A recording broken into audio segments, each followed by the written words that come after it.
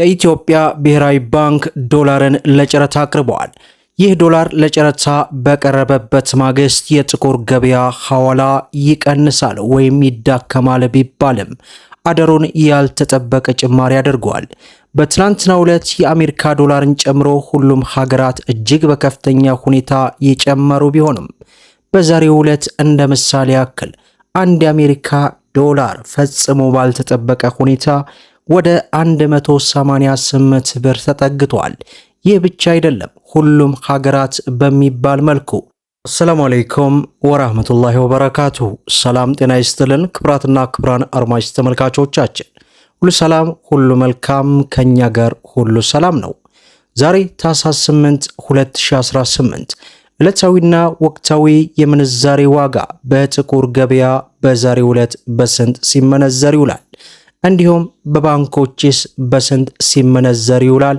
በጥቁር ገበያ የ18 ሀገራትን በባንክ የ6 ሀገራትን መረጃ ይዘንላችሁ ቀርበናል።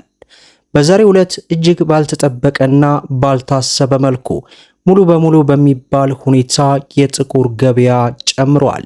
የትኛው ሀገር ጨምሯል የሚሉትን ሙሉ ዝርዝር ወደ እናንተ እናደርሳለን።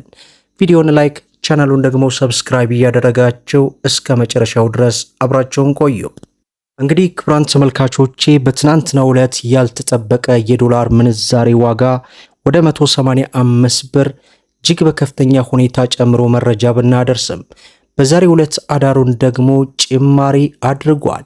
በተለይ ዶላርን ለጨረታ ብሔራዊ ባንክ ባቀረበበት ማግስት እጅግ በከፍተኛ ሁኔታ ይወርዳል ቢባልም መጨመሩ እንግዲህ በብዙዎቻችን ላይ ስጋት ደቅኗል። በዚህም አንድ የአሜሪካ ዶላር 187 ብር ከ30 ሳንቲም ሲመነዘር 100 የአሜሪካ ዶላር 18730 የኢትዮጵያ ብር በጥቁር ገበያ እየተመነዘረ እንደሚውልና ወደ 200 ብር እንግዲህ ይገባል የሚሉ ስጋቶችም እየወጡ ይገኛሉ።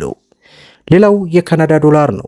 በዛሬው ዕለት አንድ የካናዳ ዶላር 134 ብር ከ15 ሳንቲም ሲመነዘር 100 የአሜሪካ ዶላር 13415 የኢትዮጵያ ብር በጥቁር ገበያ ሲመነዘር ይውላል ማለት ነው። ሌላው ፓውንድ ስተርሊ ነው።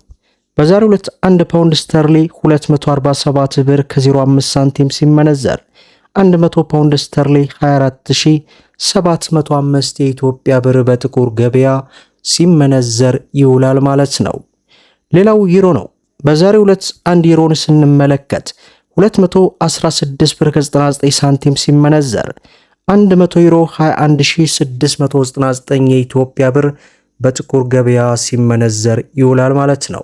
ሌላው ዌብሳይቱ ከማያስነብባት ሀገራት መካከል እንግዲህ የኳታር ሪያልን መረጃ ከተለያዩ የመረጃ ምንጮች ለማወቅ እንደቻል ነው። በዚህም አንድ የኳታር ሪያል 47 ብር ከ73 ሳንቲም ሲመነዘር 100 የኳታር ሪያል 4773 የኢትዮጵያ ብር በጥቁር ገበያ እየተመነዘረ እንደሚውል ከተለያዩ የመረጃ ምንጮች ለማወቅ ችለናል ማለት ነው። ሌላው በምንዛሬ ደረጃ የዓለማችን ቁጥር 1 የሆነችው የኩዌት ዲናርን ስንመለከት 602 ብር ከ20 ሳንቲም ሲመነዘር 100 የኩዌት ዲናር 60202 የኢትዮጵያ ብር በጥቁር ገበያ ሲመነዘር ይውላል ማለት ነው። ሌላው የሳውዲ ሪያል ነው። በዛሬው ዕለት አንድ የሳውዲ ሪያልን ስንመለከት 49 ብር ከ90 ሳንቲም ሲመነዘር 100 የሳውዲ ሪያል 4990 የኢትዮጵያ ብር በጥቁር ገበያ ሲመነዘር ይውላል ማለት ነው። ሌላው ዩናይትድ አረብ ኤሚሬትስ የዱባይ ድርሃም ነው። በዛሬው ዕለት አንድ የዱባይ ድርሃምን ስንመለከት 51 ብር ከ93 ሳንቲም ሲመነዘር 100 የዱባይ ድርሃም 5193 የኢትዮጵያ ብር በጥቁር ገበያ ሲመነዘር ይውላል ማለት ነው። ሌላው በምንዛሬ ደረጃ የዓለማችን ቁጥር 2 የሆነችው የባህሬን ዲናር ናት። በዛሬው ዕለት አንድ የባህሬን ዲናር 487 ብር ከ10 ሳንቲም ሲመነዘር 100 የባህሬን ዲናር 48710 የኢትዮጵያ ብር ሲመነዘር ይውላል ማለት ነው።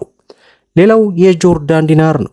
በዛሬው ዕለት አንድ የጆርዳን ዲናር 261 ብር ከ80 ሳንቲም ሲመነዘር 100 የጆርዳን ዲናር 26160 የኢትዮጵያ ብር በጥቁር ገበያ ሲመነዘር ይውላል ማለት ነው። ሌላው በምንዛሬ ደረጃ የዓለማችን ቁጥር 3 የሆነችው የኦማር ሪያል ናት። በዛሬው ዕለት አንድ የኦማር ሪያል 479 ብር ከ90 ሳንቲም ሲመነዘር 100 የኦማር ሪያል 47990 የኢትዮጵያ ብር በጥቁር ገበያ ሲመነዘር ይውላል ማለት ነው። ሌላው የአውስትራሊያ ዶላር ነው። በዛሬው ዕለት አንድ የአውስትራሊያ ዶላርን ስንመለከት 124 ብር ከ05 ሳንቲም ሲመነዘር 100 የአውስትራሊያ ዶላር 12405 የኢትዮጵያ ብር ሲመነዘር ይውላል ማለት ነው። ሌላው የስዊስ ፍራንክ ነው።